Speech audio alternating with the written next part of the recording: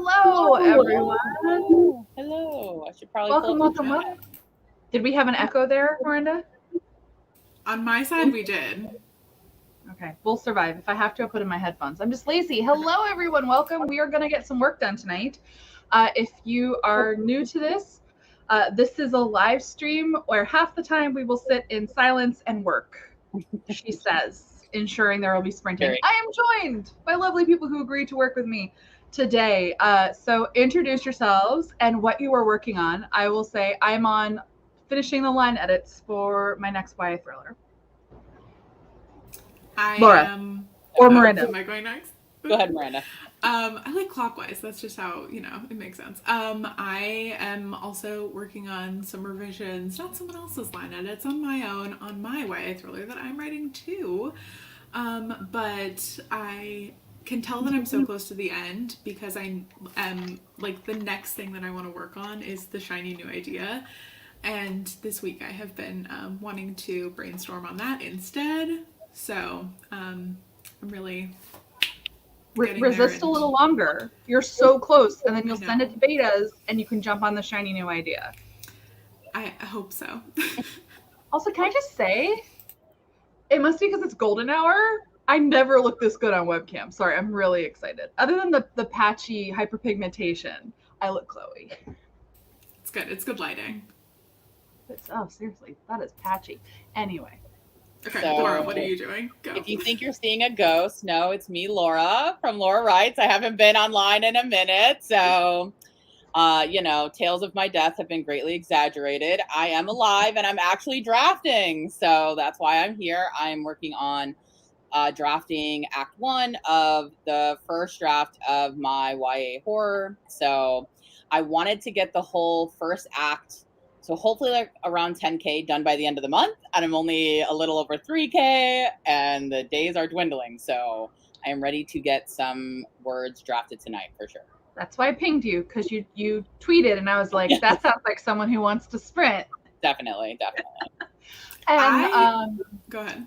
Sorry, I was going to ask, is it Laura and I talk all the time, and yet, is this the same YA horror, or is it a new one? It's the same one that I've been working on forever. This is the newest iteration, first draft of the newest, I had to do a lot of plot changes. So to me, in my mind, it's a new book, even though it's the same one I've been working on. So. And I have a surprise for everyone. Lady! All the friends dark again.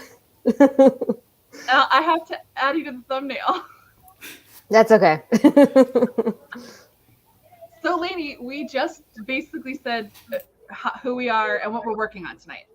Okay, so I'm Lainey from Ginger Reads Lainey, and I'm currently writing my next YA fantasy, and I'm trying to write 1,000 words a day for the next several days, so I got to get my 1,000 words in today, so I thought this was a good time to jump in on the stream to get that work done. Yes, this is good. I have peer pressure from all sides to do the sprints at a good time. I want to work. It's been a day. I hosted a webinar today. Ooh. How did that go? Yeah. It was good. As you know, when I'm allowed to speak extemporaneously for long amounts of time, it can get real bad. But I made a PowerPoint. I think I did okay. So, yeah. Lainey reviewed the PowerPoint, and she liked it. So. Yeah, it made me want to write a YA thriller, though I have no plans to. I can help.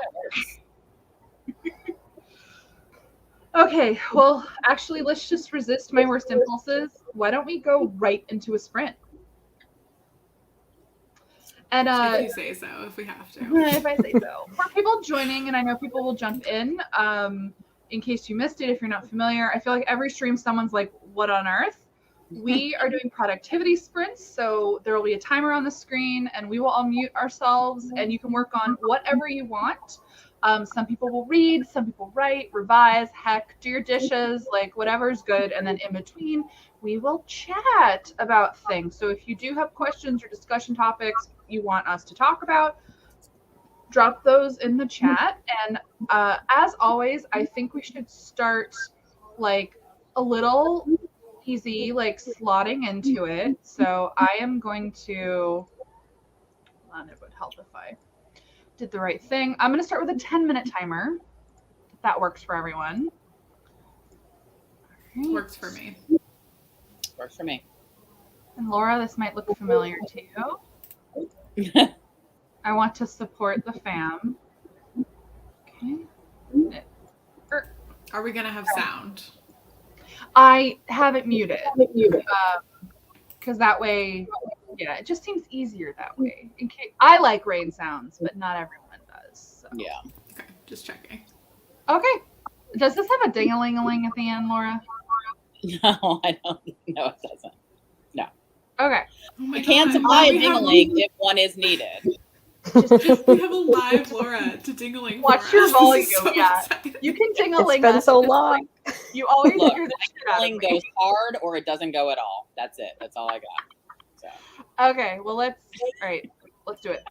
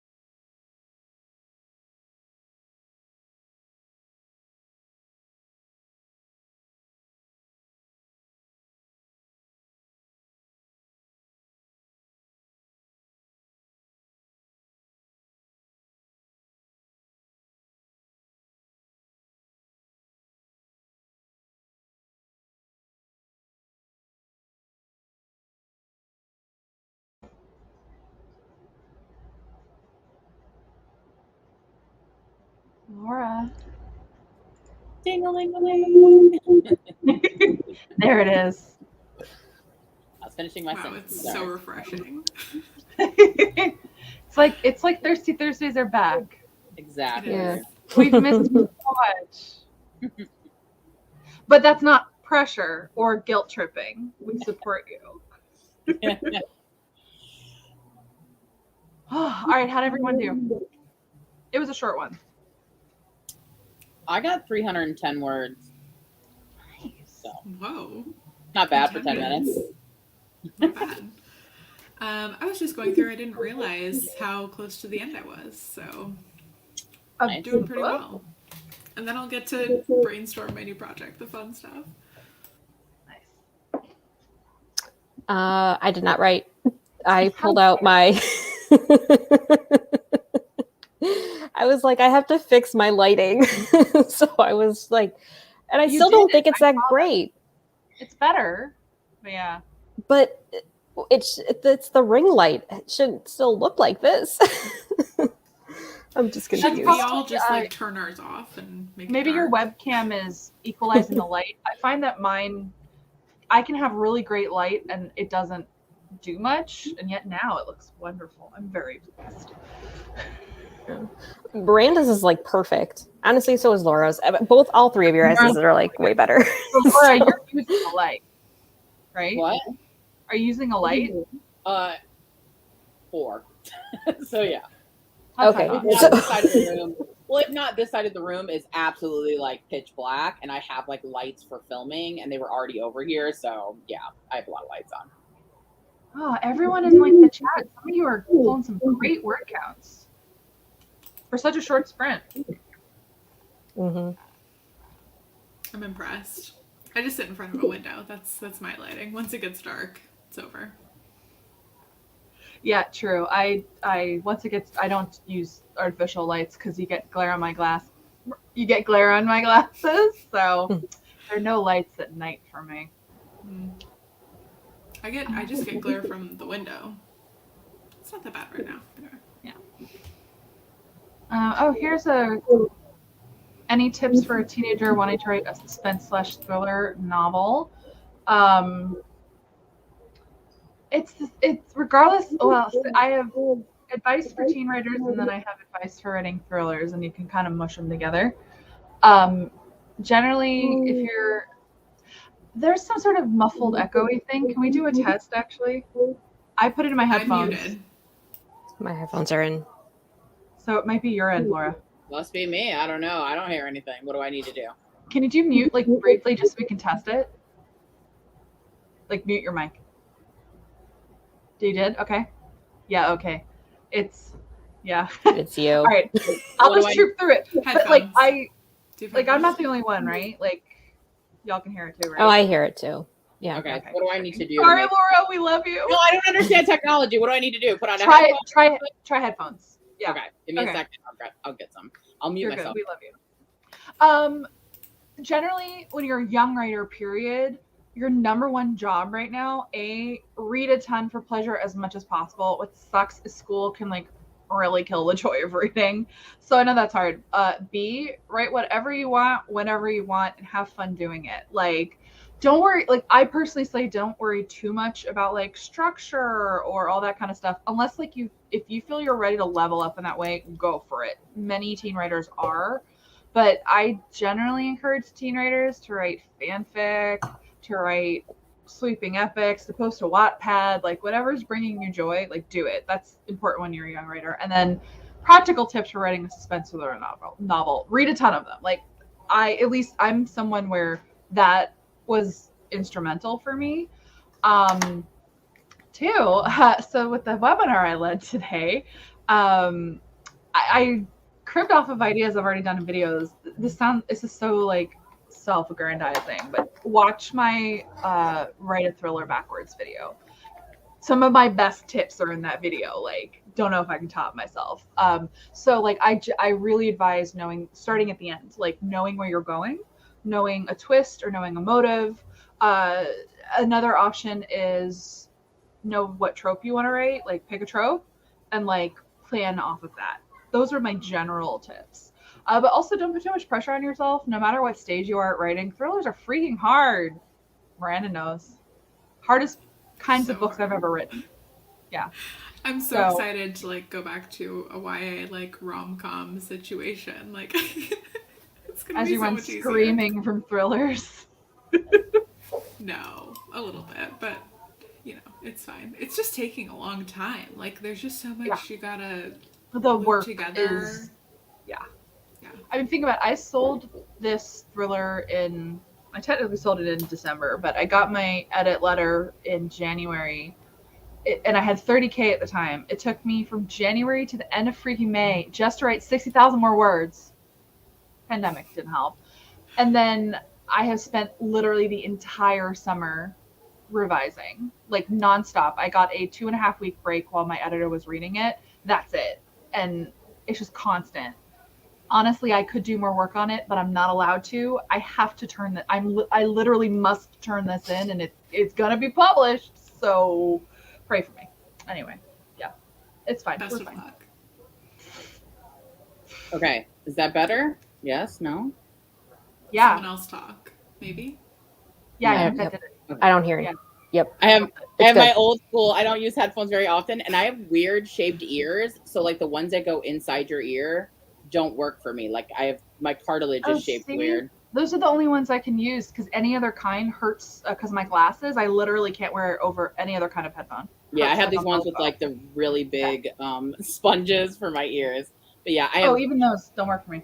I have like tiny, tiny ears, and just the way my cartilage is shaped, those things they hurt so bad if I put them in my ear. So I got to be old school with my big old, I'm showing my age with my big old headphones on. So, Oh, they're cute. All right, let's. I see 2 questions related to like querying and agents. Let's like look at those, and then again, we're keeping me disciplined. Then we'll do another sprint, right? How do we feel about doing a 20 on the next one? Good. Okay. That's my plan. Okay, so given how overloaded and burnt out agents seem to be these days, and the ever rising competition in publishing, what would you say is a reasonable full manuscript request rate these days? Lainey, I feel like you had a pretty good request rate. Yeah. Well, see, it's hard to like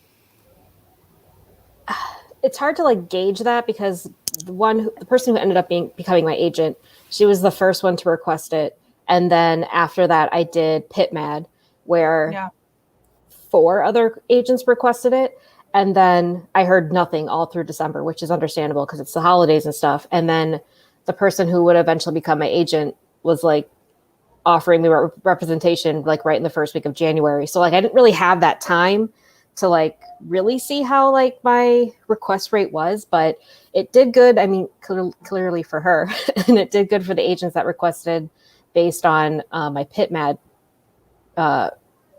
one. And then I did have two other requests as well that were just cold query. And then I had one more request after I like gave my offer of representation emails to the remaining query people that were outstanding queries. Yeah, I'd say in let's say general market, not literally right now, generally, yeah, it's more and more rare to have more than a 70% request rate, period. Obviously, I mean, that's hard anyway, but I still feel that if it's anything less than 10%, you might have a problem with, although if that 10% is like an amazing top tier agent, it doesn't matter. But if you're finding that the people that you really want are saying no, enough of them, and it's less than a 10% request rate, I would reevaluate. But really, I'd say people are having like perfectly good and successful experiences at like a 20 to 30% request rate. I'm seeing people land with good agents at that rate. The rates have definitely fallen. And it's also really hard. You have to be super on top of Query Tracker because a lot of the usual suspects, the fast responders, etc., aren't responding or are slower than ever or are closed to queries or are not signing YA. It is rough out there, though I also expect it as always, to be slightly better in fall. This summer is a normal publishing summer in that people are back to taking vacation, considering June to August dead, etc. So I do expect it to hopefully pick up a little bit, but overall, it's a time out there. And so, tips for staying organized when querying. Lainey, you have queried most recently, if you have thoughts. I love Query Tracker. I paid for the it's only $25 for the whole year, which I think is super, super affordable. And I just tracked off everything through there, and it has really great like reports that you can run as a premium member, and you can like see who's the fastest at responding. So when you like batch query, you can throw in some of those faster responding agents so that you can like see quicker if your query and pages are working. I know some people who do Excel spreadsheets. That's also, you could do that as well. But I find that it's basically an Excel spreadsheet and Query Tracker anyway. So that's how I kind of track it. I was going to say that even though I'm not going to be querying anytime soon, I do have an Excel where I keep note, especially because I do horror. Like if anyone ever mentions that they are looking for horror or that they rep horror or anything like that, I already have an Excel sheet going. That's very smart. Yeah. And so what I like for mine, because I'm looking at mine right now, like I have who the agent is, their agency, the reason I added them, like whatever they said, where I saw it. And then I put like notes about them. So like, oh, maybe they said they don't do middle grade or they don't do whatever, like things that I would want to consider. And then I have like their query requirements, whether or not, you can do multi-agents at the agency, all that kind of stuff. And then that way, when it comes time to query, I can just add more columns to them when I know if I've sent it to them or things like that. So that's kind of what I have set up to stay organized with that. Yeah, I like that too. I recommend that as well. I recommend doing both. I was similar, Lainey. Like, I gave up tracking actual responses anywhere but Query Tracker because it's already set up to give you that. But I liked having a separate one. I did a Word doc back in the day, but I've helped a lot of mentees with spreadsheets. I love some color coding. I love like a notes column. I also like to have one that's like notable clients or books so that again I can remember, because of that. Yeah, I have that too. I have like well-known clients or books. I have a column for that too. Yeah. I like having a little bit of both. And exactly, I feel like the one is for the before. It's to organize your brain before and to always go back to when like you need someone new to query, etc. But Query Tracker is like the ultimate for, I sent it on this date and they responded on that date. And I definitely don't see a reason to repeat that on a separate spreadsheet. But I know many people who do. And I will admit, when they do that, it is helpful to someone like me if they ask me to come in and give like, look at my responses so far and tell me what you think. So I guess maybe you should duplicate it. I don't know. I'm fine. I'm funny because like I find the organizing part of all of it to be the easiest part. Like it's the actually sending them out that I have the problem with. But like actually organizing and putting together the list and getting all the info, like that was fine for me, and keeping it all together at a spreadsheet and Query Tracker. Have I revisited them recently? No, I have not, but they exist there. The thing that Query Tracker couldn't do was like put all of the response times together in one, so you could like figure out your batches based on that. So I had helpful. that in the spreadsheet, like how their typical response times, so that I could like make batches that made sense. A note to any programmers who work for Query Tracker listening, they should really add that functionality. Imagine if you could search by has responded to queries within 7 days in the last month. How cool would that be to be able to actually search like that? It would be really cool, but like imagine being that agent and just getting I feel sorry for them. Yeah. Okay. Let's sprint for 20 minutes, and then I already see some more like cool things. Like, yes, I do want to talk about character names. We'll come back to that. So that's your treat. We're gonna sprint. I'm disciplined. We're gonna do it. All right, everyone ready?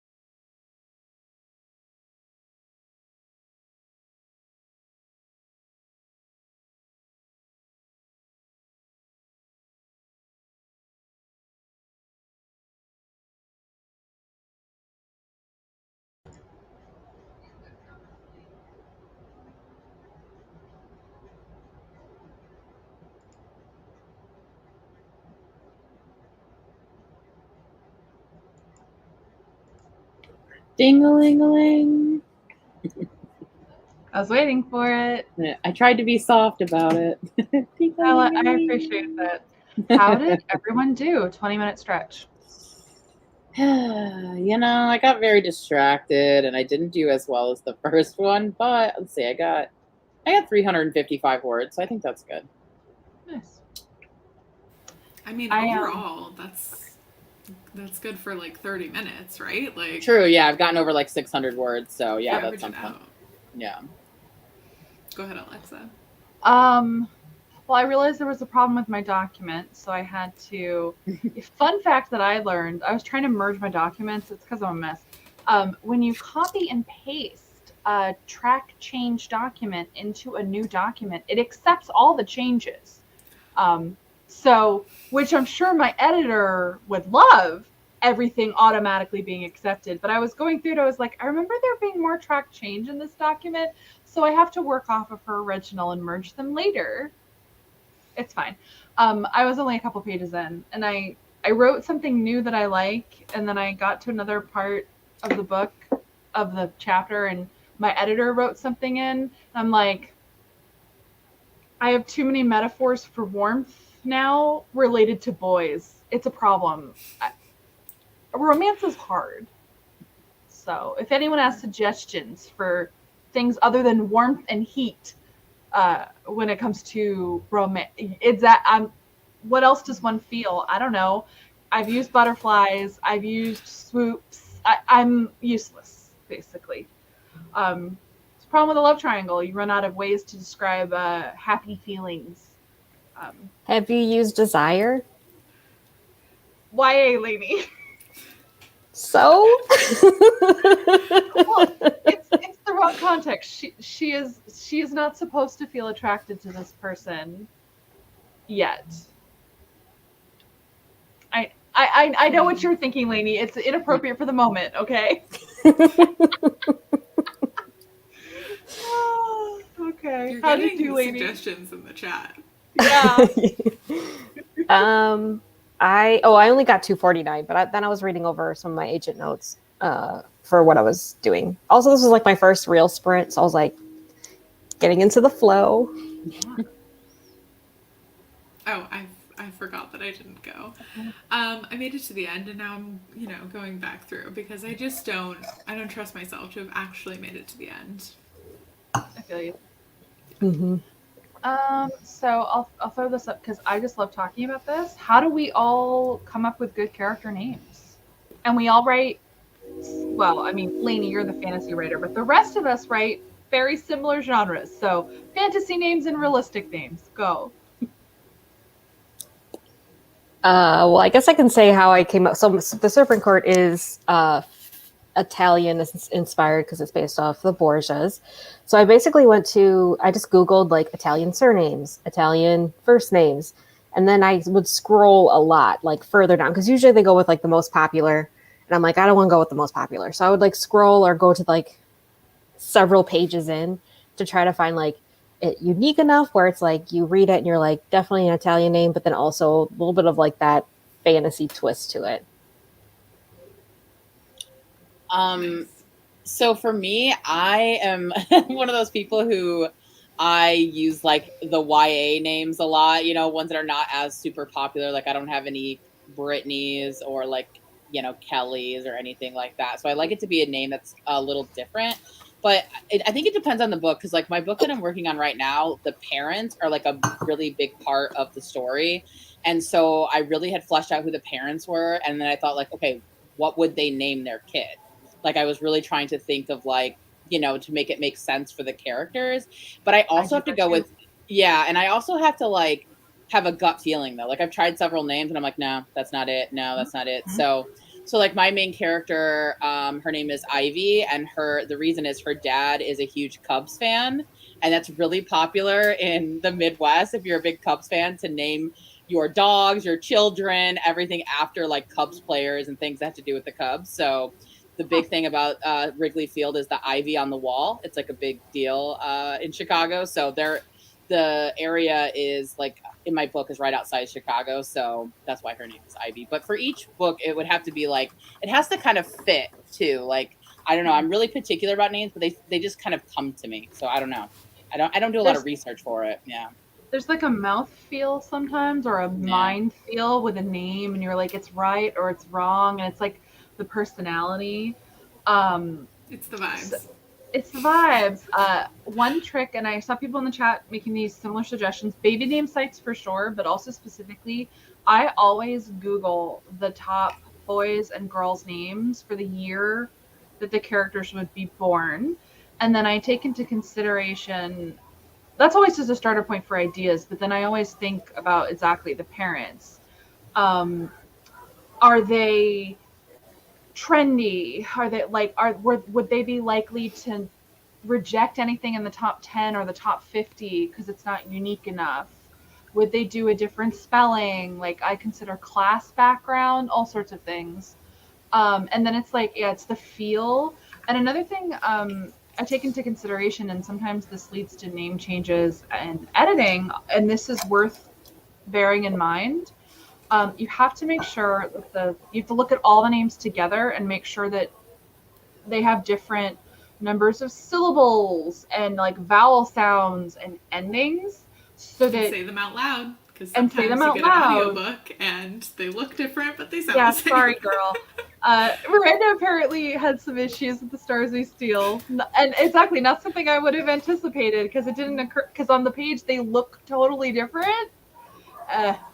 But like on my current one, for example, and the deja vu, I feel like I shared this in the last live, maybe. I think I maybe did. I had a character named Kylie, and I have a character named Natalie. They are in the same friend group, and it's actually a part of the book that they look alike. Like, it's intentional. And I had people who were like, I couldn't tell them apart in the entire first act. And I was like, well, that's a problem. So Kylie got a name change. And I literally wrote up the names of every single teenager in the book, specifically the girls. And I made sure that her name stood out. But honestly, Kylie was probably always wrong. It's a little too fancy for the character, to be honest. And to have been named Kylie in approximately 2004, like, it's like, well, would her mother be a Kylie Minogue fan? Because that's really the only cultural reference that she would have in 2004. Whereas now, kids would be named Kylie because of Kardashians. Different. You have to consider. Anyway, so she grew up with a ton of Kylies. That was like one of the popular names at my high school for some reason. You know, we had like Kylies with the last name initial. I would honestly assume that a lot of them are Kylie Minogue fans. Oh, interesting. Okay. But also, that's good to know. But, like, you know what? Small town. Not 2004 either, by the way. Well, and that's actually, like, timing-wise, that actually makes sense to me.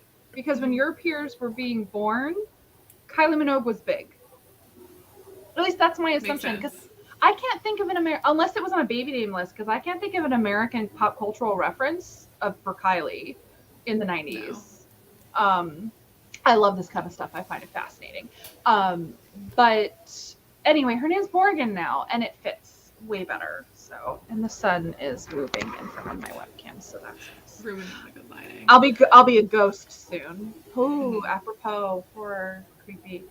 I like giving like my characters who don't have a good relationship with their parents. I like giving them nicknames too, or having them more likely to go by their nicknames. Like, I have a character who's this like super rich girl. Her given name is Francesca. I have her go by Essie because she like rejects kind of that whole thing.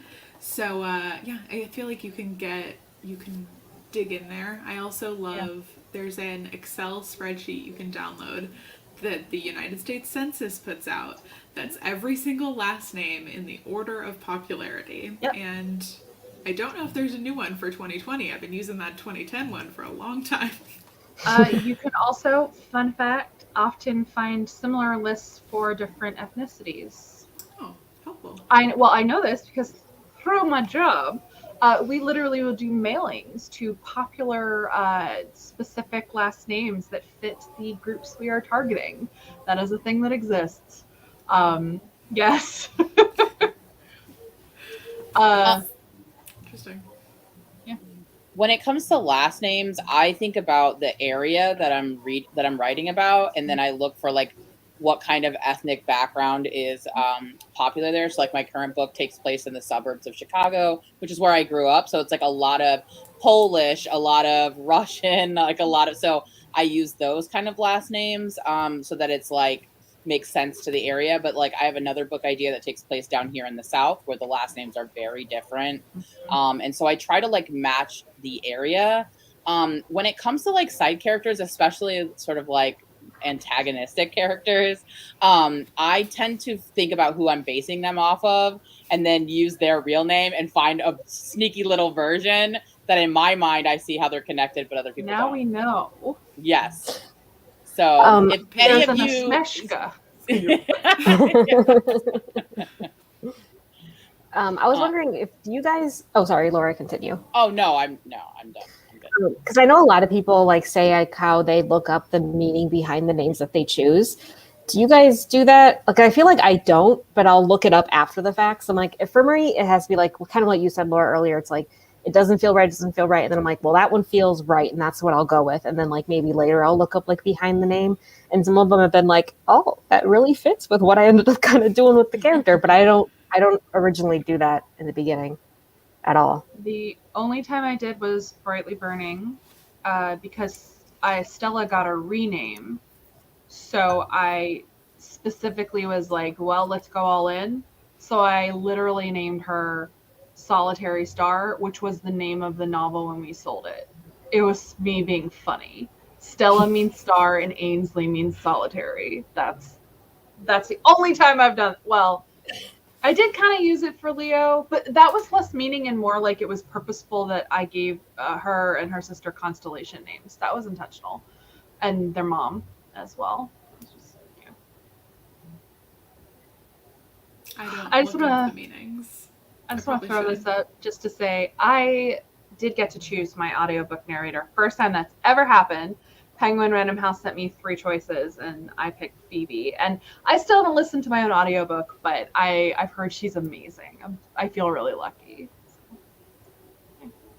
Sorry, little self, narcissistic moment there. I've got to catch up on chat. Just gotta say, Scrivener random name generator really comes in clutch for those like random side people that just show up once. And one time in the Scrivener random name generator, I got Maggie Rogers, and I was like, "That's an actual person. That's the random name that you've given me." How weird! It was very funny. I am like super weird about names, and I could not just have a random name for anyone. I have to really like. To be honest, like, as you guys know, I don't have children. I have no intention of having children. But, like, the one thing that has always, throughout the years, made me want to have kids is that I want to be able to name them, which is why I like Sims. And I like to have lots of babies on Sims because I love naming things. I love picking out names and, like, figuring out the vibe of them with the name. So that's also what I like doing in writing is I'm very, very purposeful in my name choices. And I even have like perfect baby names picked out, even though I have no intention of having kids. It's like use them for dogs. I'll use mine for cats sometimes and characters. So yeah, so I could never just be like, oh, give me a random name, because then I would not feel right in my gut. I have to have a gut feeling about every name. I'm very, very particular about that. Yeah, I would never use like my favorite name for a character because I'd like ideally save that for a kid. Right. I don't know. Is that weird? Like, because you can't reuse it. I won't use mine just in case, even though, like I said, I have no intention. My luck, I would name like a character that, and then I have a kid, and I'm like, well, what am I supposed to do now? Now I have no name for them. So you're supposed to use Scrivener's random name generator. Exactly. I just have to own myself. I've already been dinged by my editor for using magnet metaphors too much in this manuscript as well. So romance is hard. How do you write about like feeling? Gravity instead of a magnet? Trying to think of other like attractions. See, again, in this instance, in this particular chapter, it's the wrong emotion. Like, she's not there yet, unfortunately. Wrong love interest. It's a mess. I'm a mess. Like, she's feeling things against her will. That sounds bad. Involuntarily. So she feels good. And so warmth keeps freaking happening. Oh, it's Warm. fine. Warm. Someone Yeah. asked, I assume they're asking me if this is wine. No, I was drinking Diet Coke out of a wine goblet. I do have wine though, so Keeping it maybe classy. on the next sprint, maybe I'll get my wine. I loaded up at Target for the weekend because I have a lot of work to do. Alexa, someone was asking you about author mentor match, when the next round was, because they wanted to use it as a deadline. Theoretically January, but I make no promises. I have not. My brain literally cannot handle anything past this book deadline. So,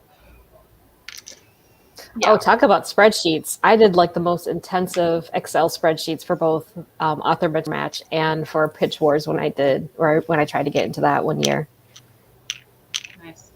for every mentor that I thought would fit. I'm impressed. I did not.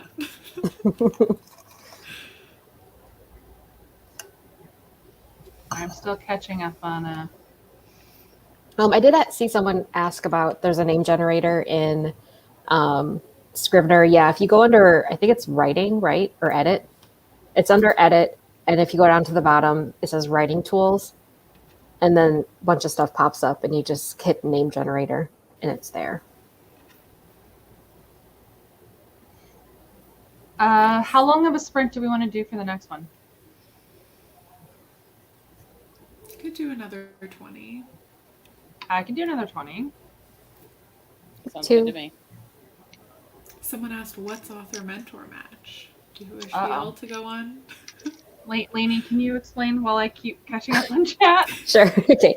So Author Mentor Match is a mentorship program that Alexa created, and it basically pairs agented writers with completed manuscripts who don't have an agent yet. So you apply and you select which mentors you think would be the best suited for you, and you just sit and wait until they make their decision. And if you are selected, that agented writer basically works with you to polish up your manuscript and get it query ready, and then kind of just guides, mentors you, helps you through the process of querying and stuff like that. That's it, basically. Would anyone like a kitten cameo? He's a little flopsy, but Leo has arrived. He's very cute. Mm. Oh, What a sorry. cutie. I'm a cat lady. It's gonna happen. Oh, he's about to flop off the couch because that's what he does. Thank you. Okay, let's do another 20 minutes. It's funny to just see the chat like explode with the kid. Oh, good. really funny. Everyone appreciates it. He's very cute. I mean, Kitty, he's pretty big. They're both pretty big now. They're 6 months old. I love full grown ass cats, so I'm honestly very excited by them getting big. Because you can really, love a grown cat with your hands. And I'm very grabby. When they were little, I was so afraid I'd hurt them. And they were 4 months. I literally can't imagine having younger kittens. I'd be so scared. They're so little. Okay, we're going to sprint. Sorry. Cats are very important to me, okay?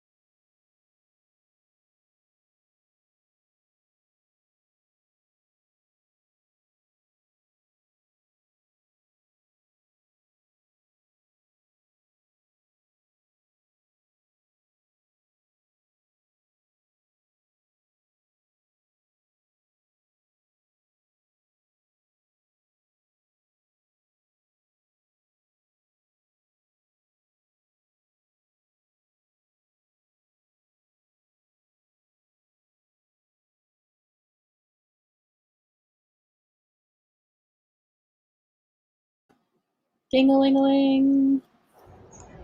We did it. How was it? That one went by so fast. Yeah. I got Rose now. I did 405 words, so Good. I've hit like that's yeah. 1,000, right? I know. Matt? Yeah. Yep. 1,000 tonight. Yeah. So far. Yeah. That's good. I got 385, which was better than the last Nice. 20-minute sprint. Yeah, So nice. Nothing to scoff at, you guys. I'm impressed. I just move forward. Line edits. What do you even count? I don't know. I haven't been paying attention to page numbers. But I guess since we started, I've done 2 chapters. That's pretty good. Mhm. I think 2 chapters, 1 Sounds chapter. good. Maybe it's just a long chapter. Speaking of, Laura asked a question. The average length of everyone's first chapters, people have been answering in the chat. Do you prefer a short or a long one? But question for the panel. Mine always end up being pretty long. I think mine is like 3,800, which is long for me in terms of chapters. Well, I feel like I can't for like first drafts, because my first drafts are always longer. Right. So my first chapter for this first draft that I'm currently writing is 2,298 words.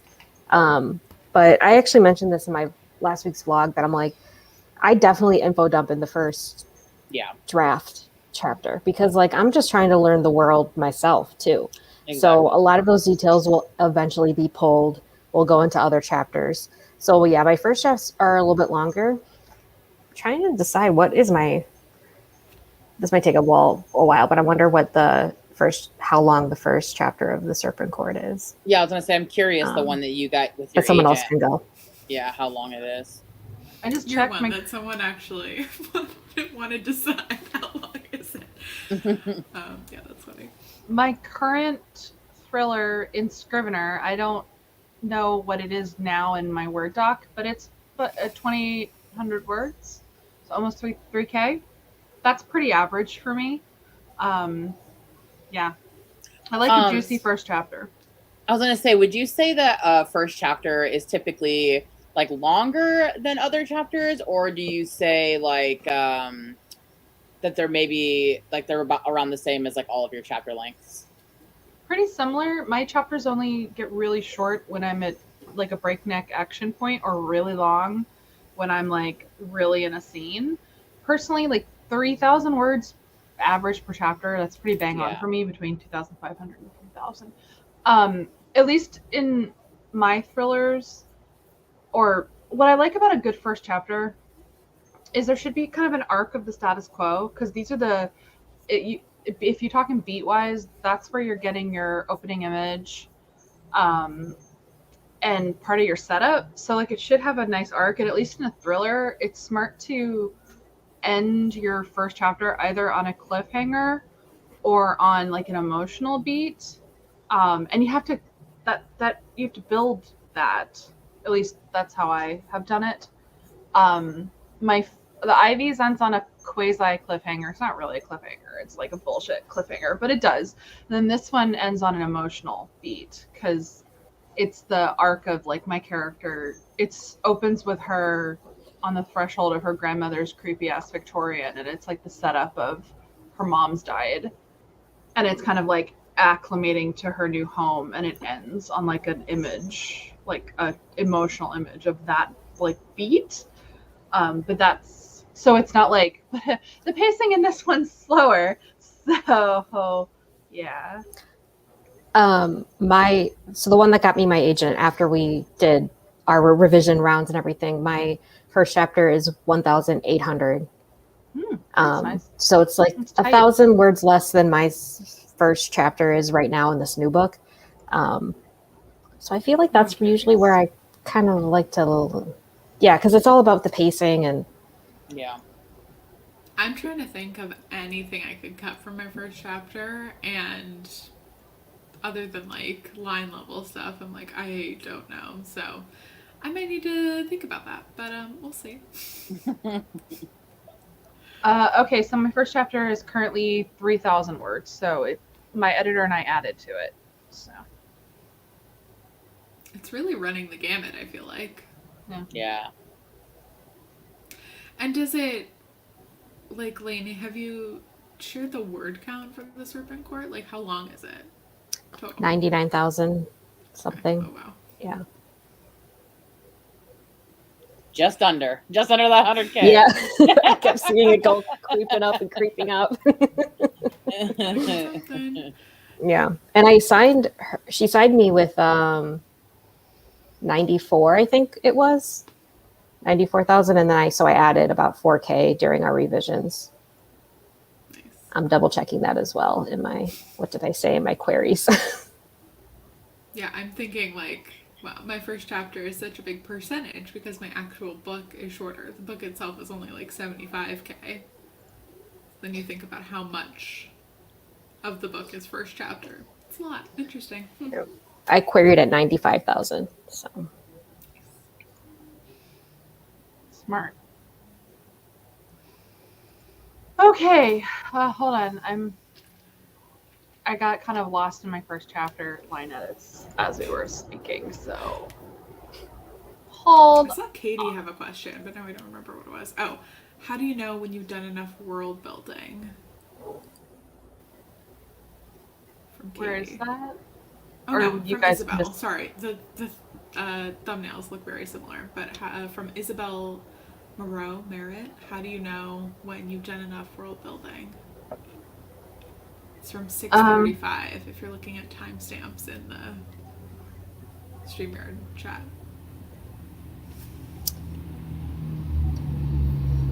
well, I still don't know everything about my world yet, but I had a pretty healthy background where I'm like, I can explain this if I was asked about it right now. But I feel like world building definitely comes in stages. Like with every draft you do, it'll be stronger and better, especially because it's paranormal. So there's a little bit of like a fantasy twist to it.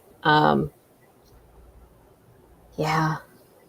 I mean, it's kind of a two-parter, isn't it? There's the how do you know if you've done enough before you start writing, and then there's the how do you know if you've put enough on the page. The answer to the latter is give it to people to read and ask them if they have any questions, if anything isn't clear. On the planning, brainstorming end, like, I mean, you're asking me about plans, sir. Like, I do just enough to dive in, and then I do a lot of world building while I'm writing or during revision. And that actually kind of dovetails into this question back here. Actually, before I jump to that, because that would assume everyone's a planner, and they're not. Any of y'all planners have thoughts on this world building question? Then I'll jump to this other one. I mean, well, are you guys really, Miranda and Laura? I thought you guys, Laura, you're a planner. I'm a big planner. Someone's using a power tool, so I'm on mute. I am not as like a big of a planner as others are. Like I definitely outline and have like a goal in mind for each of my chapters, but then it's kind of discovery writing within the chapters. So that's when I feel like a lot of the world building happens. And that's kind of like what I'm working on now. And it's like, oh, I didn't know this was gonna be in the, you know what I mean? Like some of these things are just kind of coming up for me. So I don't do in the planning stages, I don't do that much world building, just like what is necessary for the plot points that I'm planning. And then the rest of it just kind of comes to me in writing. And then some of it I'll keep, and then some of it I'm like, I don't know where that came from, but I'm not keeping that. So get that out of here. So yeah, that's how I do it. Yeah, similar. Well, you go ahead, Miranda, while I pull up this related question. Oh, I was going to say, I think it also depends heavily on like your genre that you're doing. Obviously, if you're doing a paranormal or anything like that, you're going to need to do a bit more. But it was kind of surprising to me how much I needed to do with even contemporary. Like there's always something about the world that's like a little bit of a twist for me, but like it's always interesting to me how much I actually end up having to do. And how much, like, you know, at what point is it world building? At what point is it setting? think it's mostly Yeah, setting for me. I was gonna say the same. Yeah. Like, yeah, for me, like all of my, because I write in real world as well, and so a lot of my story ideas are like intrinsically linked to the location, to the setting, and so I do spend a lot of time fully fleshing out the setting before I start writing. Like mine is like in a particular small town, and I kind of have like the town history and what it's like and what, until I feel like I have a full understanding. And then that way, when I am doing the discovery writing, it's coming from knowledge that I already have about this location. So it comes a little bit more naturally. Some of that stuff comes out, but I don't know when to know when is enough, because Never enough. I could not tell you that. I think know it's that. enough when your editor tells you to cut descriptions of California architecture. Raises hand. Well, because this tips for developing the setting of a book and how to make it more interesting and be part of the plot, and that really is as Laura just said. I'm similar. I like in realistic, well, no matter what it is, but especially realistic, where the place is a character setting as character. And it's about very specifically, it's a few well-placed descriptions. You get to be a little flowery in a couple of places. Like, I have one paragraph in the Ivies where I just got to write about Georgian architecture and leaves, and I was living my best life. I loved that shit. Love it. But and then I had a separate paragraph where I talked about weather again. So I allowed myself 2 paragraphs. And then you kind of gotta move on and let the reader fill it in. But the other, it's setting as character. Think about your set pieces. Where are you setting important early scenes?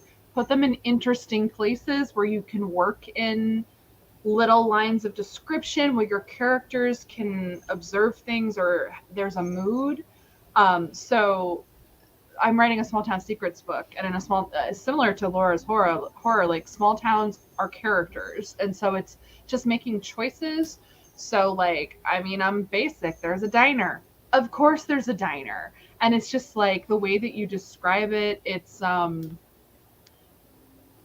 taking maybe a scene that was set inside and putting it somewhere more interesting outside. Having characters who have a reason to actually discuss history. So I have a device in this one that came in edits, where my character goes on a murder tour of this town. Yeah, it's fun, and it both like helps characterize the town, but it's also very critically about the people who run the murder tour. They are important characters, and it's part of their characterization that they would run a murder tour, and they come into conflict with a different character who thinks they're disgusting because they're profiting off of real people who died, and like that kind of also is creepy, and it plays into the tone. And that's like a nugget I give because it takes so long for me to kill someone.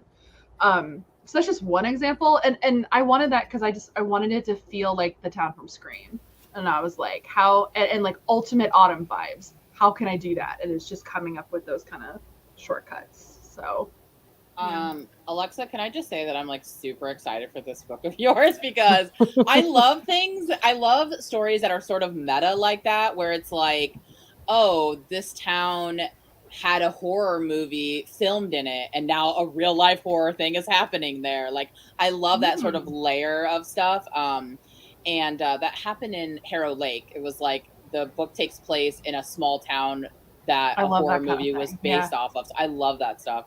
And so, yeah, I really like that a lot. And also, like, I think you're right. Like, picking, especially your first chapter, when it's something you really want to stand out and grab people, you want to have an interesting, you don't want it to be your main character's bedroom, like them waking up in bed kind of thing for like your first scene. So like my first chapter takes place in an abandoned haunted house on the outskirts of town. So it's like automatically getting thrown into the mood, what you're going to be getting yourself into going into the book in terms of like what kind of setting, what kind of vibe, what kind of tone, and also like who doesn't love to open up in a spooky haunted house right in the beginning. So yeah, you'll like my book, I hope. I literally describe a Victorian, like a mausoleum, and I mention Poe. So yes, well, I'm here for that. So vibes. I'm a Poho over here, so I'm here for that. I mean, there's a dumbwaiter in my book, so I know what I'm writing. It's I fine. also love a good dumbwaiter. Okay, anytime you could include a dumbwaiter into something, chef's kiss for me.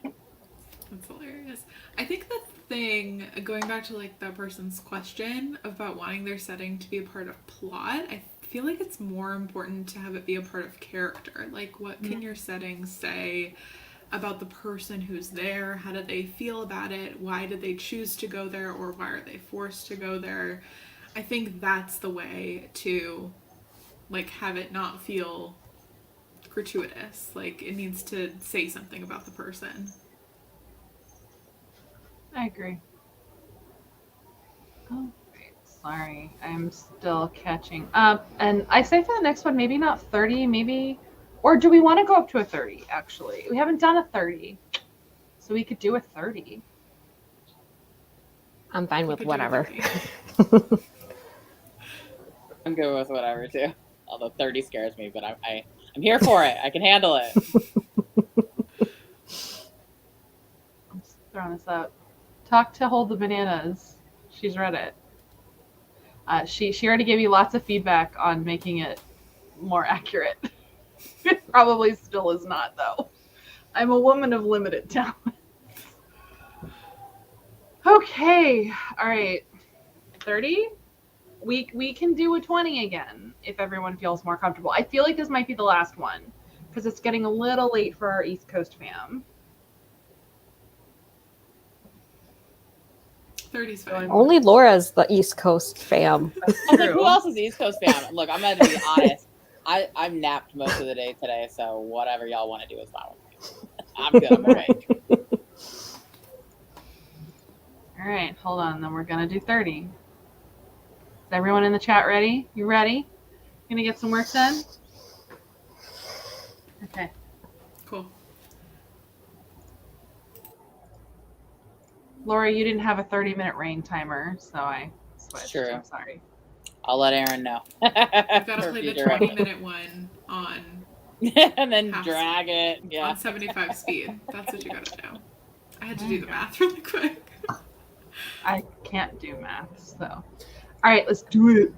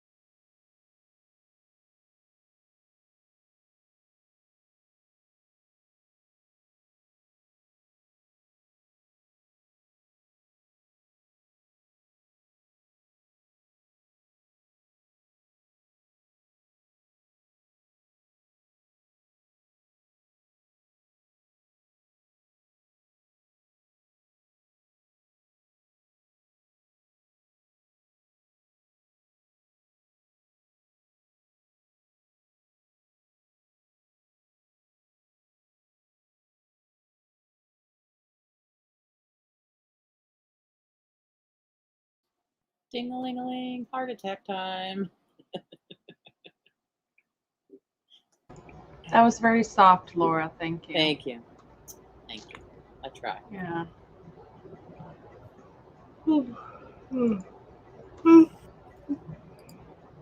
Clearly, I'm tired. Oh, how did everyone do? I got 567 words that time. Really good. Go Yeah. you. I mean, Did it's you all hit like your- it's all garbage, but you know, I'll fix it up later. That's for future Laura to worry about. Exactly. How about you, Lainey? You're on mute.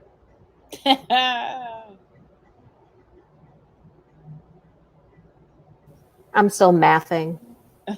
Oh. I don't know what I got Miranda? yet. That's why I was camera off most of it. I was eating dinner. How dare. The sting of betrayal. I got 600 words. Nice. Damn, Lainey. And I passed my 1,000. I'm now at 1.2 thousand for the day, so whoop, whoop. Nice. Nice. I got to the end of a chapter and I'm stuck there. It's fine. We're fine. I've been bothering Lexi this whole time, like being like, should I fight my editor on this? What's a better way to say this? So yeah, I'm a mess. I think I'm maybe am hitting a wall, and that's why, like, though in fairness, I just think most of my edits are romance related scenes about warmth and swooning. So it's hard. I'll throw this up. Tips for younger writers wanting to pursue trad pub. You're 13 and have finished your second novel. Very, very impressive. Congratulations. I mean, but honestly, same advice I gave to the teen writer earlier. I honestly don't think you should take it too seriously when you're a teenager. I think it can actually kill your joy of writing. Traditional publishing is brutal. That said, if you query, don't put your age in your query. It can prejudice agents against you. Unless, I mean, that said, if you would prefer potentially a gentler experience, they may take your age into consideration. You may be more likely to get gentle and constructive feedback. But if you want to be treated like every other writer, don't put your age in your query. That's my general advice. You tell them if they want to offer. They do have to know your age eventually. It's very relevant. But honestly, I wouldn't rush. Take your time, enjoy yourself, get critique partners who you like, critique partner for other people, get comfortable with that, like the fun community part of writing. Get into editing. Editing's fun. I find it fun. Okay, not everyone finds it fun. You have all the time in the world, honestly. I mean, those are my feelings. I don't know how other people feel. Your old Auntie Laura here is going to give you some sage advice. I'm just going to be honest. Even if like you're the best 13-year-old writer that ever existed, the likelihood that a trad pub person is going to take you seriously at 13, unfortunately, is very low. So my recommendation would be that if you are way ahead of the game, and that is super awesome. But I think that you should continue to work on your craft because you are so much farther ahead than most people are at your age. And I think the fact that you have done like 2 drafts or 2 books or whatever, like way, way more than I ever did. And so I think my recommendation is to keep writing, keep working on it, read some craft books, and honestly read as much as you can in the genre that you're writing that is currently coming out now. What has come out in 2021, what has come out in 2020, and keep working at it, because with your age, as you age and experience, your writing's only going to get better. You're creating that foundation so early on, and while I don't think it's required to do that to be a writer, it's not hurting you. It's definitely going to put you closer to your goals, in the future. So don't get too bogged down in like, I'm ready to do this now and get it now, because the truth is, I mean, as you know, like, you're still a child, like enjoy your youth, like work on it more. And I unfortunately, like, yeah, that's just, that's your old hag Auntie Laura trying to give you some real advice there. So We're the same age. okay, but Laura. So I will Auntie Sucks Alexa to suck. additionally a little. I will say, like, honestly, I am so embarrassed by what I wrote when I was 13. I'm so embarrassed by what I wrote when I was 23.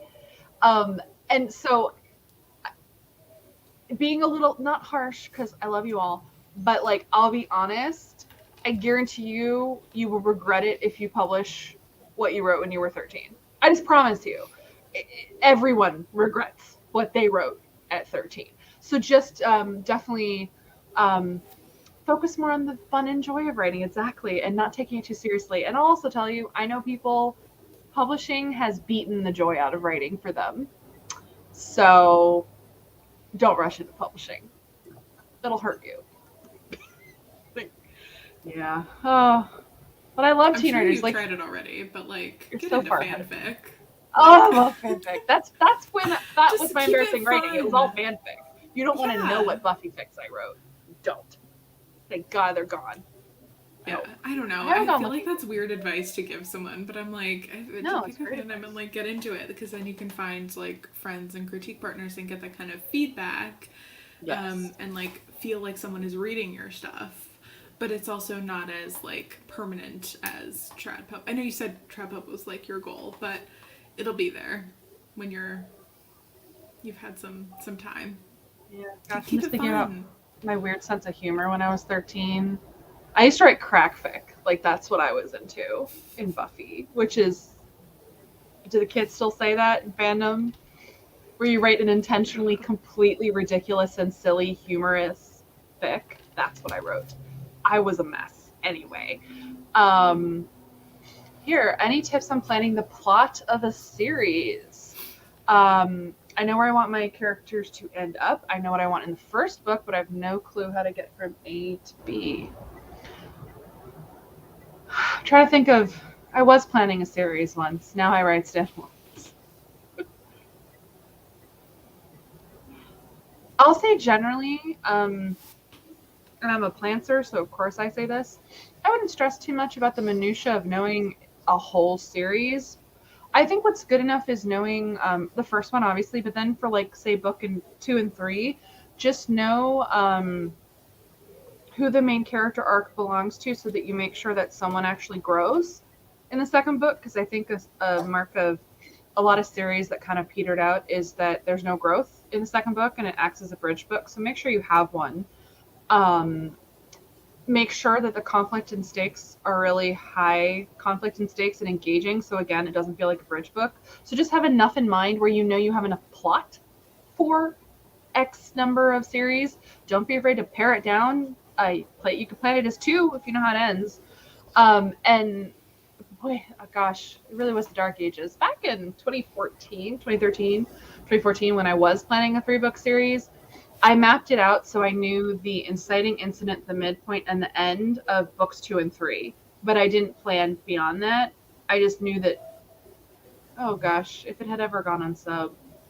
Oh, I'm getting sad now that I had a game plan. But I don't plan beyond that. Lainey, have you planned a series? Well, the book that's currently on sub is being pitched as one. So I made sure that, I mean, I first wrote it as a standalone, but then I'm like, I really love this character and I wouldn't mind writing her more. So I ended up like putting in more loose ends that didn't deter from like the reader satisfaction of the story, but like hinted at, oh, this could be a problem in the future that could be explored in a future book. So that's kind of just what I did. So like the main plot, the main character arc completed at the end of book 1, but there's still like this other thing that could be happening over here that you would want to read in a future book. Yeah, another thing I just think of in terms of, because it's how I'm wired in terms of commercial writing, but I can't help but think of all of the series that just got really boring and we all petered out on them. But I think of one that at least worked for me all the way through, and that's The Cruel Prince. And so I would make sure that you have a high concept hook for each book in your planned series. And if you can't come up with one, doesn't mean you're doomed, but it does like mean you might have to think about it more or pare it down. Because like that's at least that's an example for me. I know people have mixed feelings on the third book, but that's one where this I thought the second book was even better than the first book, and that almost never happens in a series. And I think it's because it had its own independent, strong conflict-based romance hook, and that got me. I was like, there. That. I should reread that. That was just such a good experience. I'm okay. This is The a other Holly series. Park stan chat now. The other series where the second one is better or is the best is The Hunger Games, and I will stand by that. But Did this just turn into a debate? I just love Catching Fire so much. It is a great No, book, I'm totally but- with Miranda. I thought Catching Fire was I mean, I love The Hunger Games, but the second one was just like, it upped the stakes, it upped everything, and it still had like all the things that you really loved about the first one, but then like just made it better. Agree. Yeah, because she had already set up so much of like the world, you could really get into like the characters and have so many other such fun characters come in the second one, like Finnick and like all these people that you kind of really get to know, whereas you don't get to know any of the other tributes in the first one. I love Catching Fire so much. I just don't know if I can say it's better. Yeah, I mean, The Hunger Games I could is say very that good, they're but- both batting the similar average. Like they're both up there for me. Like Yeah, it's we a don't home need to run talk about trilogy Mockingjay, it's for fine. me. Mockingjay has grown on me. Oh. When I didn't like it the first time I read the series because I guess I was expecting the level of Catching Fire, which stays on the level. But in hindsight, understanding the arc of the whole PTSD thing grown on me. Like now I read it and there's something comforting in the arc for me. I get that. I also That's think fine. like looking at Catching Fire structurally, it's so interesting to me because it really is like it doesn't feel like a 1, 2, 3. It feels like a 1, 2. You know, where it's like the first half is them after, and then like in the middle, that's when they go to the second games. And it's so interesting to me, like that kind of structure when you think of it usually as 3. Yeah. Anyway, Catching Fire is great. Okay, well, I think of the way I kind of think of that is so like a lot of times I've heard people, which I think can be tricky, but I've heard people say like to kind of think of trilogies as, you know, the first book is kind of the first act, the second book, second act, third book, third act. So if you think about Catching Fire as like act 2 of the overall story, it kind of cuts right into the middle where you have the brand new world of like being a part of being the aftermath of what happened, and then it slides into like the darker so I kind of think of that as like You're so right. the first half of act 2 and the second half of act 2. Mm-hmm. Yeah, it's the fun and games, the midpoint, bad guys close in. That's what it is. Yep. It's Yep. so interesting. Yeah, I didn't think of that. Very good point. But that involves structure and planning that I can't wrap my brain around. Let's see. I'm a mess. Oh, I'm not too old. That's reassuring. It's crack fic is still a thing. Good.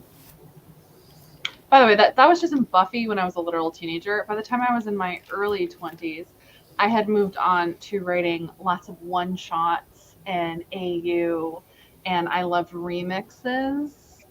So, yeah. Ooh, what's a remix? Oh, remixes are fun. It's essentially retelling, but like within fandom, it's when you take someone else's fic and you remix it. You like write like your own version of it. Fanfic. But it's like obviously like there would be like remix-a-thons and like you're obviously like crediting them. You're like, I was assigned this person's story and I remixed it to this. So it's like telling it from another character's point of view, or like, yeah, those are always fun. That's so interesting. There's remixing, and then there's pastiches that I also really liked. I did one, was it called a remix thing? Where like you were assigned, I was in Harry Potter, where you were assigned Harry Potter plus another fandom and you had to write a crossover. That was fun. Wow. I'm afraid if I say what I wrote, people will find it. So I won't say what I wrote, but I'm very proud of it. I'm so like, fanfic's my deep dark past. See, I didn't post any fanfic, and I only wrote like a couple, but I was a big time storyteller on the Sims 2 website. Like that's what I did. I appreciate that about you. And then I also role played on the Neopets forums. So anybody remembers that. I love that. They're still on Catching Fire because I'm behind in the chat. So I'm just catching up. Sorry. Any tips on how to balance work life? How do you, Oh, how do you dear. balance writing and work? If I knew, you guys. Like, Right? I'm a hot mess. Yeah. Us It's corporate not good. ladies. I was gonna say, actually, all four of us have full-time jobs, so yeah. I wouldn't say I balance very No. well. Me either. The only thing that like I do, and everyone has their own thing, I write before work. I feel like it is a good way to like start my day. And that way like anything that happens during the day doesn't really affect like my headspace, you know? I'm kind of fresh coming into it. And I just like that as a way to start my day. But I think I'm alone in that in this group and writing in the morning. Hey, in a perfect world, Miranda, I would be doing the same thing, but I cannot get myself. I would love nothing more than to wake up, right? Mhm. But no, I literally sleep until the time I have to work. So Yeah. Yep. it doesn't matter how hard I. It doesn't matter The how hard I. sunrise lights didn't work for you? No. That's the Like best thing nothing. about work from home. I Yes. literally roll out of bed in my pajamas and turn on my Yes. work laptop. It's Same, beautiful. same. And I'm just like, I'm the kind of person that if it's just consequences that I've given myself, that means nothing. It means absolutely nothing. So if it's like, yes, I want to get up tomorrow at 6, and at 6 I'm like, nah, I'm tired, and I just go right back to sleep. Like I cannot force myself. So yeah. Yeah, you know, It it's took a long funny that time, like but- I was able when I was going into the office, like I've done like the 5 a.m. challenge before, but ever since working from home, I don't write at all in the morning. I don't get up early. I get up I get up just a little early to do my workouts because I do my workouts in the morning, but that's just I literally time it so I'm like I'm working out, I shower, and then I literally sit down at my desk. So it's always pushing that 8:30 clock in time. But yeah, I also used to write a lot during work when I was in the office. I would have like a little like email, a blank email Thanks. open, and I'd be typing I wasn't away. doing that. Oh, I was. But like, I would utilize like the lunch hour a lot. But now that I'm home all the time, I never do that. yeah, I never do either. I usually nap. I nap on my lunches, or I watch Love Island, so I don't write on my lunches either. So. Yeah. We need to talk about this season of Love Island. Actually, no, we don't. It wasn't any good. I stopped watching in the middle, which is weird for me. I can't handle that, Miranda, because it's so But good. it's also I love really- this season so much. This is tricky because whenever we're answering this question, so like bear in mind, we are all people who do not have children, which I think makes a difference. Laura's married. The rest of us are, I mean, I'm definitely single. I'm gonna, I'm a single lady. Yeah. And I do think that makes a difference with balance because you have like, it changes your kind of the balance sheet of your responsibilities. So I don't know what your situation is, but honestly, balance. I'm tired all the time. I think everyone else probably relates to that. Like I said, I write late at night. I accept lower productivity than theoretically a person could have if they didn't also have a day job. And my publisher has to accept it too. That's honestly how I balance it. I'm tired all the time. I'm stressed all the time. I'm on the edge of burnout constantly. Oh no. But I do it because I have to. Because I want to, obviously. No one has a gun to my head. So I help contracts anyway. Yeah. I used to get really upset with myself because I don't have children. I have so much free time to do what I want. And so I'd be like, why can't I be more productive? But I also like have other issues that come into play. Like I have ADHD, but aside from that, like I've also just realized that like, you know, my whole life doesn't have to be like pushing my, like I'm not on some sort of clock. Like I feel the ticking clock at 38 years old, but I'm not really on a clock. Like no one's pushing me to get anything done in a certain amount of time. And I don't want to do writing if I'm just miserable when I'm doing it. It's like, I like to spend time with my husband. I like to watch movies, and those I think are helpful for my writing. So I think the best thing that best advice I can give on balance is just being kind to yourself and not being mad at yourself if you're not as productive as you wish you had been. Because I just spent a lot of time being mad at myself, and that's not a good headspace to be into. And it honestly gives you burnout for writing as well. It's like, you can have a plan and be like, yes, I'd like to do this and I'd like to get this done. But if you don't get it done, then there's always tomorrow. I mean, it'll be different when you have like deadlines and people are, really, Even then, but they it's get like, the book when they get the book. And it's like, I just feel like, I mean, maybe this is a little morbid, but it's like, life is short, man. I don't want to spend every second of my day lamenting what I should be doing rather than enjoying what I am doing. So. So true. Snaps. Yeah, right. So it's been a journey. It's a journey to figure these things out for yourself, True. We want to wrap it up. My cat is staring at me with he wants food. And you can't even say it without yawning. Yeah. Oh, you're making me yawn. Sorry. It's a chain reaction. Yeah. I think I feel like everyone was really productive. I got through, let's see, how many pages? I got through like 25 pages. That's pretty good for line edits. Lainey hit her word count goal. Laura, you hit your goal too? I was hoping to get 2,000 words in today. I got 1,642. So I think one more 20-minute sprint for myself a little bit later after I take a little break, play a little Sims. Yeah. I think I'll be able to hit that count, no problem. So this definitely helped me, for sure. Yeah, and I feel like I didn't make a big deal out of it, but like I finished my little edit document that I had. Like I did all of my stuff, so that's done now. Didn't even make a big deal out of it. Everyone wanted to see the cat. That's the most you're getting, because this is the old man cat, and he's like, "What are you doing to me?" So, that's the one who's hungry. The cute kittens have disappeared somewhere. Oh, hold on. We are very young, but I feel old because a lot of my writer friends are younger, so that makes me feel a little bit older. In YA, we're apparently ancient. Outside of YA, we're young. 38 is very young to be published if you're not in YA, which is hilarious. Mm-hmm. But also in human people years,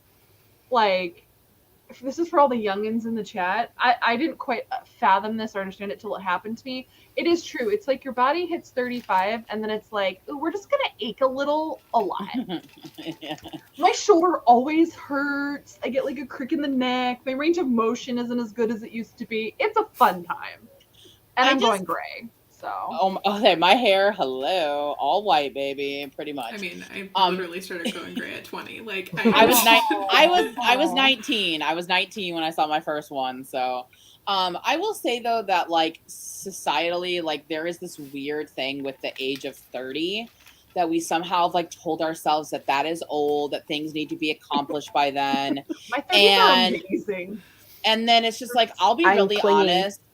You don't even know, honestly, and I say this with peace and love, you don't even know who you are until you're in your 30s. You think you do until you're in your 30s, and then you're like, oh, no, this is who I am. So, I mean, it's not to say you can't be accomplished, that you can't do things in your 20s, but don't think that 30 is then all growth has happened, all life experiences have happened. Now it's just a slow descent to death, because that's not true. 30s is where you really figure out yourself. I will say that my 30s have probably been the most difficult, decade, because it's been full of growing pains, of really having come to Jesus moments about who I am, what I want, what works for me. But it actually makes me really excited for my 40s, because I feel man, I've got it all figured out. I know what I want. I know how to get there. I know what I'm doing. And so don't feel like you have to have it all figured out by 30, because you're really just wasting your 20s, stressing yourself out, and it's all going to blow up in your face in your 30s like it did for me. So don't do that. I love my 13-year-old in the chat. Yeah, get ready. Yeah, stay young as long as you can. I feel that. I mean, I turned 30 in But like I turned 30 in like a month and some change, and I'm like, I feel like, because I'm like, have I been successful enough? And that's all I've literally worried about for like the past, ever since I turned 25. The thing is, most people are not. How can you possibly be completely successful by 30? In your 20s, what the hell? What can you do in your 20s that's going to make you? I mean, it's just so rare for that to happen, you know? Well, plus the flip side is, why would you want to peak in your 20s? Right. We've seen we've also seen people who peak in their teens, but like say it's a long life after that. People who do that, and it's honestly kind of sad. It should all be up from here. So what I love about my 30s, first of all, go to my Twitter. I did that 18 versus now meme. You can see the glow up. You want to know why there's a glow up? I know how to do my hair. I can afford hair dye, cute hair dye that I like. I can afford makeup. I know how to do it. I buy my glasses now. No discount glasses, Mom. And so I used to remove my glasses for every single photo. I understand skincare. My skin actually miraculously cleared up in my mid to late 20s, and my hair changed texture, and I got the hair of my dreams. Everything is up. And I have money because I have a job, and it's all my money, and I get to do whatever I want with it. I love being a grown-up. It is the best. It is the best. I mean, so here's I'm still waiting for my glow. No, I'm glad for you. I'm glad for you, Alexa. I just wish my shoulder didn't hurt so much. I look exactly the same, y'all. If you saw a picture of me at 18, I look exactly the same, but a few more white hairs. And it's like, I mean, there's some pluses to that, but I still haven't had the glow up. I'm still waiting. But yeah, I'll get there someday. See, the thing that's worrying me also that I'm still getting, like, I'm getting older every year, because I'm like, the zombie apocalypse that's eventually going to happen, right? I want it to happen while I'm young and I can still like run around and all of that. Okay, but this is coming from someone who has a zombie go bag that's ready to go at a moment's notice. We call that an earthquake kit. Yeah, and I don't even have one of those. You remember the earthquakes we had 2 years ago, Miranda? That's when I finally bought an earthquake kit. And now all the shit in it is about to expire, and I'm way too lazy to replace. I'm gonna get another one. Yikes. I will say there's a moment back in one of these sprints where for a second I thought we were having an earthquake at my face. But it was just like a semi-truck driving by. It's fine. All right. No, that happens all the time because Hollywood is on, this is a landfill site. Like, if there were an earthquake, probably the ground under my feet would liquefy and I would die. Fun fact. But because of that, like, exactly, like, it can be like a truck, like, my apartment will shake all the time. And it's always that moment of, wait, earthquake or the person on top of me jumping up and down, which happens too all the time. And I'm like, anyway. Sometimes it's the cat. If they're like scratching themselves on the couch and they shake the couch and I don't know if it's an earthquake.